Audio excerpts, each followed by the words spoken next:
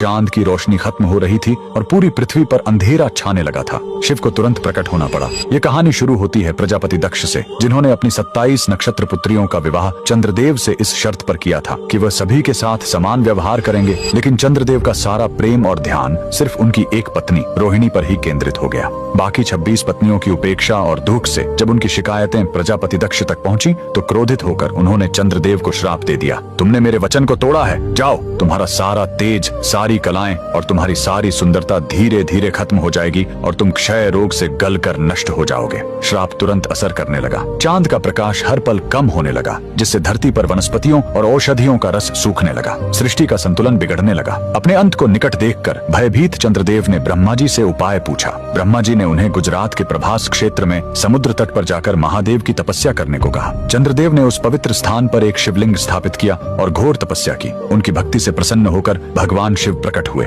उन्होंने कहा, मैं दक्ष के श्राप को पूरी तरह खत्म तो नहीं कर सकता, लेकिन उसका प्रभाव कम कर सकता हूँ। शिव ने वरदान दिया, तुम कृष्ण पक्ष में 15 दिन क्षीण होगे, लेकिन शुक्ल पक्ष में 15 दिन फिर से पूर्ण हो जाओगे। उन्होंने चंद्र को अपने मस्तक पर धारण कर लिया और चंद्रशेखर कहलाए। और जिस ज्योतिर्लिंग की चंद्र ने पूजा की थी वो सोमनाथ, सोम यानी चंद्र के नाथ के नाम से प्रसिद्ध हुआ। और यही सोमनाथ मंदिर भारत का पहला ज्योतिर्लिंग आज भी गुजरात के वेरावल में उसी समुद्र तट पर शान से खड़ा है, जहाँ चंद्रदेव ने श्राप से मुक्ति पाई थी। लेकिन रुकिए, इस मंदिर का एक और रहस्य है। यहाँ मौजूद बाण स्तंभ यह बताता है कि यहाँ से लेकर दक्षिणी ध्रुव तक समुद्र के रास्ते में कोई जमीन नहीं है। भगवान शिव के भक्त कमेंट में हर हर महादेव जरूर लिखें।